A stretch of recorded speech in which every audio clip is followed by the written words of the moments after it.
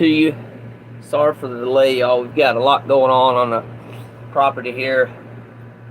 Selling and giving away a lot more stuff. I had somebody couldn't get off the phone with there, so important phone call. So got off quick as I could. So I hope y'all are doing well today. I'm doing pretty good. Worked kind of late last night, but got some good rest. I'm off today. Dealing with stuff over here on the property, meeting people. And if y'all are local to the Anderson area, if y'all want a bunch of free stuff, reach out to me. We're giving away a lot of stuff. I got like probably about half of it gone now. There's anywhere from suitcases, the furniture, the glassware, dishes, bunch of different things. So we're to the point now we're just giving everything else away. So yeah, end of commercial. So I just want to welcome everybody officially to the Daily Reader podcast on his Journey YouTube channel, where we read from a daily reader or a devotional, and we learn tools and principles, including but not limited to prayer, meditation, and breath work that help us to stay more present and to live better lives. We meet on here daily at 10:30 a.m. Eastern Time. If you're new here, be sure to subscribe to this channel for content and podcast episodes. Without further ado, y'all, we're going to go and get started. I am so sorry about the light there. The light's kind of, let me try to do a little something here, see if I can get that lens to maybe adjust. You know, I actually like that view a little bit too, to be honest. Don't have to worry about all that light. The problem is, when I do that, I can't really do my candle, and you're not going to be able to see the lighting quite as good. So I don't think that's too bad, y'all. It's not too bad on the lighting. So we'll just roll with this. So y'all go ahead and get ready to get started for our relaxation portion. So go ahead and find a stopping point if you're doing something right now. And just find somewhere safe where you can get comfortable for the next little bit. I'll go and light our candle while you're doing that. I'll give you a minute or so to get there.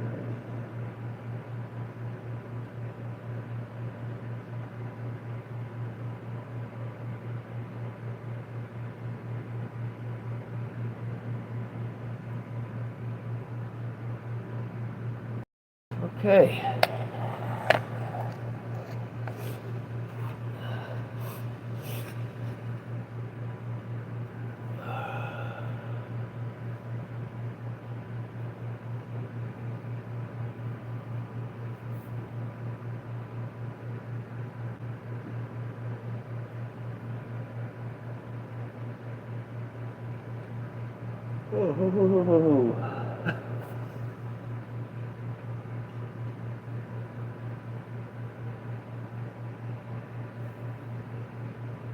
Alright, so you should be somewhere by now.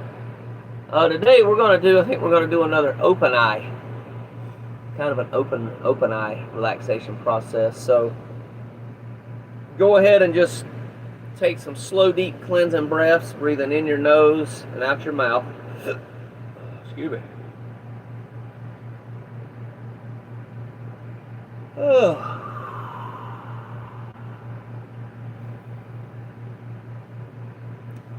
And just pick something in this video. You can pick me, you can pick my shirt, camo shirt here, you can pick the plant over here, pick the candle, whatever you want to do.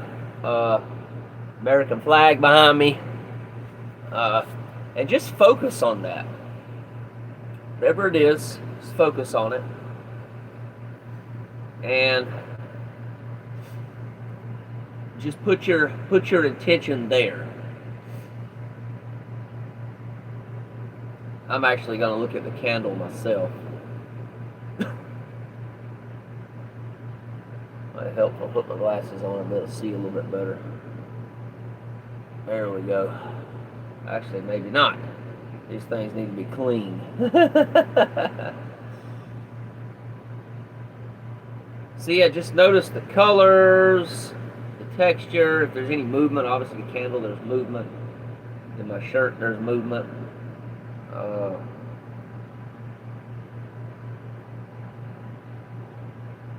so what it looks like is mainly what we're going for.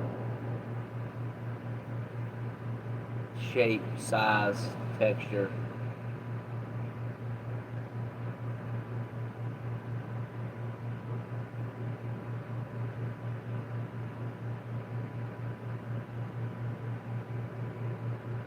The candle, maybe the brightness. See, sometimes it gets brighter than others the way it's moving. Probably my air conditioning's probably blowing it a little bit here in my place.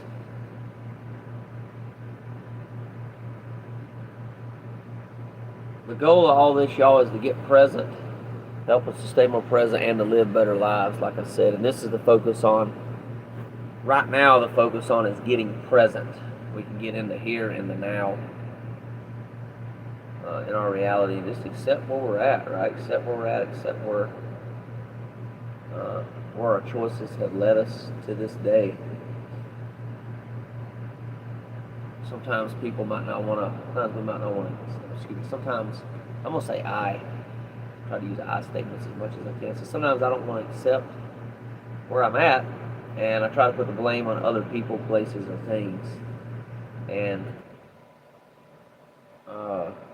really just to escape, maybe a way to escape my decisions and not take responsibility for my decisions that I make in life. But the goal of this is to get us here, get us now in the present, so we can look at those decisions, look at our thoughts, beliefs, as well as I just say behaviors, could say decisions, same thing. To get me where I'm at today, and at the same time accepting that I am where I'm supposed to be at, right? Some people can't accept that I choose to accept that. It's all about choices, y'all. We make choices every single day. Some of them are unconscious, some of them are conscious. But the goal of these relaxation processes that we do is to get us conscious, so we're more conscious of our actual thoughts, beliefs, and our actions that we take each day, each and every day. Continue to breathe in the nose, out the mouth.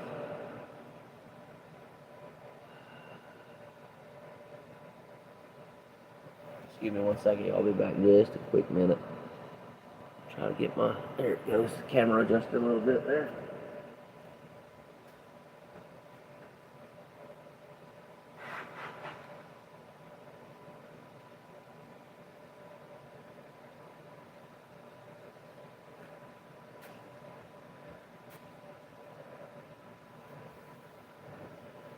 Sorry about it, my allergies kind of bothered me a little bit this morning.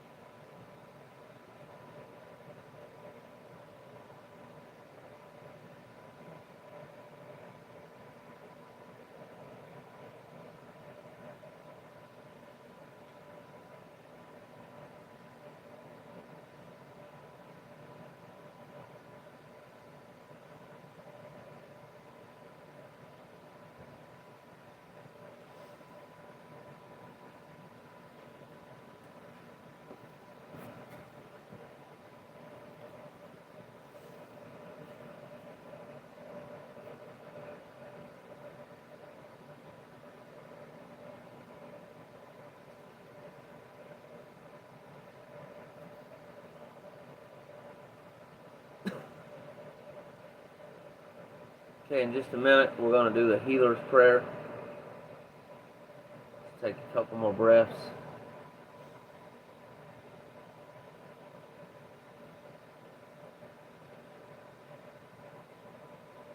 Let's go ahead and do our final breath.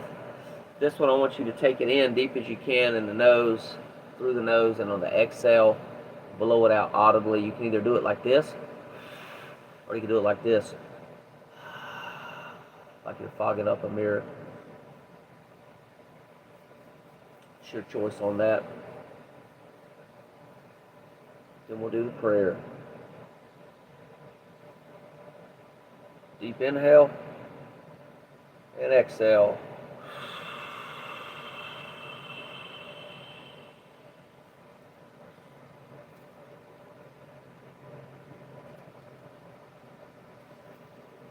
And prayer. I am here only to be truly helpful. I am here to represent him or her who sent me. I do not have to worry about what to say or what to do because he or she who sent me will direct me. I am content to be wherever he or she wishes, knowing that he or she goes there with me. I will be healed as I let him or her teach me to heal. And that's from chapter 2, A Course in Miracles.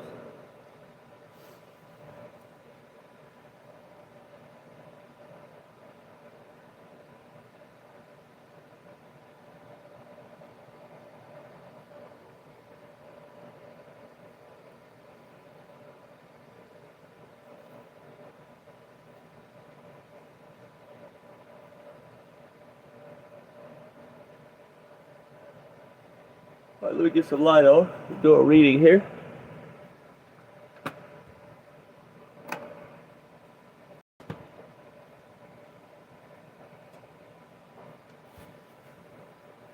For September the 14th. Okay. I was raised by 2 addicts, and I felt angry that I had to attend a support group to deal with this fact. I had not chosen my parents or their problems, yet I was faced with the repercussions of their drinking or drugging.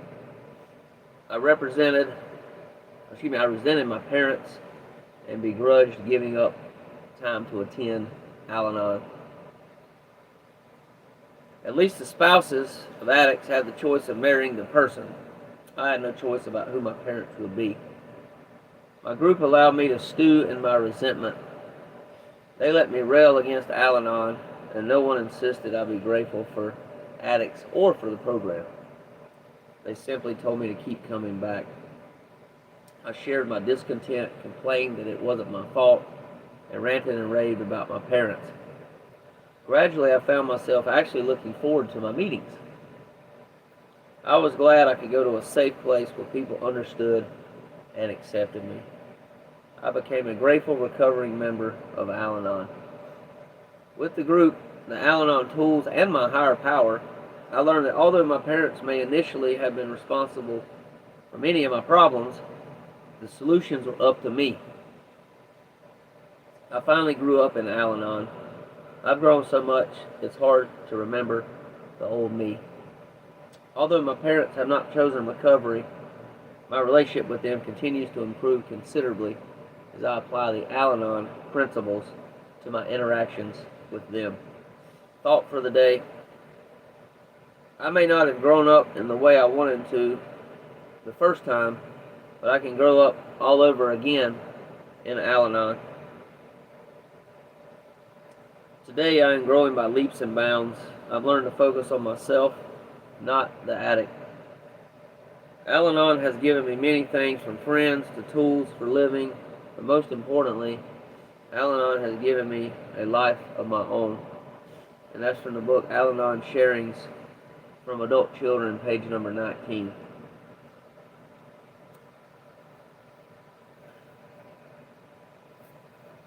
Powerful reading, y'all.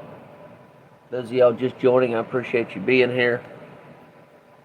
So this is, I don't know where I stand with this, y'all. It says that I had no choice about who my parents would be. There's actually some thoughts out there. Some things I've actually read and heard that actually we do actually choose our parents, and God gives us that choice before we come here. We choose our parents, we choose the life that we'll live out. and we just forgot it all, right? We just completely vanished somehow. Uh, I don't know how true that is, y'all, but it is definitely an interesting perspective I've been really thinking about lately, and kind of contemplating there. So whether we did or not, I don't know. I don't remember it. Like I said, maybe the spirit does, maybe the brain don't, or maybe that's not true at all. Maybe we don't pick our parents. Yeah, like I said, there's no proof one way or the other. Like I say, take what works from this and leave the rest, y'all. But I do know, under 18, we're not responsible. Once we turn 18, we are responsible adults. And I grew up a little bit fast sometimes, I believe, a lot faster probably than I should have. I was volunteering at EMS at age 14, junior firefighter at age 14, law enforcement at age 14. And I did that a lot of ways just to get out of the house and get out of the trauma of living with the alcoholic stepdad around that time. And had a job at 15. I would be working at a furniture store. I don't know if some of y'all are from here or not, but over in Williamston, South Carolina, called Tolley's Furniture. He passed away, I don't know, probably 10 years ago. Zeke Tolley used to own it. But I was a cleaner over there. I would clean and sweep and mop the furniture store at age 15. So I think a lot of ways I was more mature for my age, more responsible for my age than a lot of other people that were my age. What is that? Okay, I'm sorry. I think I seen a bird or a squirrel outside. Looked like a bird maybe flying around. Got distracted, y'all. But yeah, after we're 18, we really grow up and we are responsible. We can blame anything on anyone we want to blame it on about our lives, right? We can blame our parents, we can blame our pastors, we can blame the church, we can blame the government. But y'all, that ain't going to do nothing, okay? That ain't going to do a dang thing to help change our lives. But put blame on other people, that's not going to do it. We have to step out of our comfort zone. We got to really become the first step to all this is awareness, y'all. We got to be really aware of our thoughts, our beliefs, our behaviors, our conditioning that we had growing up to be able to change and be able to grow, y'all. So we got to make, in a sense, we have to make the unconscious conscious. A lot of things that we say or do are unconscious in life, or just reactions instead of actually responding. So once we can become real conscious, then we can start actually responding instead of reacting in our lives. So, yeah, that's pretty much what I got out of this. I did do some stuff, y'all, not to say I didn't do some bad stuff before I was 18. There was some things I did do, and I did have to take responsibility for that, right? I remember getting a rock one day. I had a big old rock, and the neighbors had a truck that was covered over with a tarp out in the yard. I guess it was like a rain tarp or something, just to keep the rain and the dirt and everything off. Literally, y'all, I don't know if I guess I was being rebellious that day, or maybe I was mad at my mom. I don't know what the heck happened. I was living with my mom at the time. So I got this big rock, and y'all, I threw that thing. I slammed it into that window of that truck so hard, y'all. Broke the window, and eventually I got in trouble for that. I got a butt whooping, and also had to work chores. I got money for chores. That was one thing I really appreciated about my parents. They did give me a few dollars for doing things around the house, in the yard, cut grass, things like that. So I had to save my money up, y'all, and repay that window that I busted. And I wasn't 18 at the time, y'all. Obviously at 18, you're not responsible in a way. Maybe responsibility is based on age, and when we know something is wrong that we do it, right? If I knew it was wrong, I knew it was wrong, y'all, obviously, with that. So maybe there's, I don't know, even nowadays, there's all these kids killing people at like 12 years old, y'all. There's people stabbing people, and they get charged as adults. So I think maybe age is not really the thing, right? 18, that's what we consider adults in our society, but maybe that's not true at all. Maybe it's based on the upbringing, based on maturity levels, based on what we know about right from wrong, things like that. Maybe it's a lot younger. For me, it was probably around 14 or 15 I really started consciously really having a lot more knowing right from wrong. And I'm not going to say it wasn't younger than that. That's just what I remember, y'all. I remember somewhere around that age, around 14-ish. 13, maybe 13, something like that. Maybe even 12, right? 12, 13. Consciously that I remember about my childhood. Where I knew right from wrong. You better believe it. I knew it was wrong if I was doing it. If I didn't, I was doing it, I knew it was wrong, or knew it wasn't right, or knew it was right. So, but I don't know why some people say it's 18 you're responsible, at 18, before 18 you're not responsible. I guess that's based on the state laws. Maybe, I don't know for sure. Maybe some of y'all can enlighten me on that. If y'all do, I'd really appreciate it. Throw it in the comments below. Let me know your thoughts on that. And yeah, that's pretty much it, y'all. That's all I have to say, I think, today about today's reading. If y'all have anything else you want to add to it,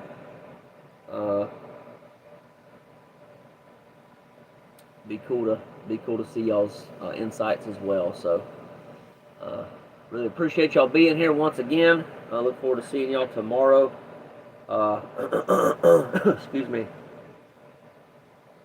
I am going to be leaving you. I am going to be out of town and not going to be doing. I'm going to have to take a week off from the podcast. I'm actually going to a very intense healing journey. It's a 7-day, 6-night journey that I'm going to be taking. Just so y'all know, it's going to be from the 20th to the 27th. That I will not be doing podcasts. I just want to let y'all know I'm taking a trip out of here, going down to North Florida. I will be available in the mornings and evenings if I want to get on my phone or computer. I'm not bringing my computer, but I will not be doing the podcast. I'm going to be focused on just really filling myself up, y'all, right, where I can continue to outflow blessings on everyone else in my life. So this is really all about my thoughts, my beliefs, my behaviors, my past, going into my childhood, going into some of my military and first responder stuff that I did over the years. And yeah, looking forward to it, but I'm also not looking forward to it, y'all, because there's a lot of hard work that I have to face. I'm going to have to face about myself. Some of it I've been putting off for a little while. Some of it I haven't. Some of it I'm really good at doing and I'm really aware of. But I'm all about growing, all right? It's all about growing and becoming a better person. For me, as well as for y'all and for everyone else around me in my life. So I do affect others, and I realize that. I think we all affect other people in our lives. And it's about sometimes we got to do the uncomfortable things to continue to grow and change. So that's what I'll be doing, y'all. 7 days of that. It's for military veterans and active military, as well as first responders and former first responders. So if any of y'all out there have anybody like that y'all know that can use something like this. It's based on post-traumatic growth, PTSD, which I don't really haven't been diagnosed with, but a lot of people that go through it have PTSD. But the principles and the tools that they use, the wellness practices, is based on what's called post-traumatic growth, growing in spite of post-traumatic stress, and being able to thrive in spite of post-traumatic stress. So it's going to be very interesting. The only requirement is you just have to be a military veteran or first responder, or active military or active first responder. Completely free, all expenses paid for, including flights. I'm driving, so I'm actually going to just get a gas card when I get down there to cover all my fuel costs for down and back. But the only thing they don't cover is the airport. They will not cover the airport trip to the airport to get to the airport and get back home from your local airport, wherever you choose to fly out of. But everything else is covered: meals, travel. They have another one that's 4 days and 3 nights, a little shorter. If any of y'all are interested and know anyone else that is, please spread the word. Just y'all just reach out to me or comment below, and I'll get y'all the information on that. I'd be happy to help any other veteran, first responder, military, anybody like that I can help. So, because I am one myself, there is a lot of trauma in that community. There's a lot of stuff that I seen when I was 14, and really I shouldn't have seen, to be honest, y'all. I've seen a ton of death at 14, 15 years old.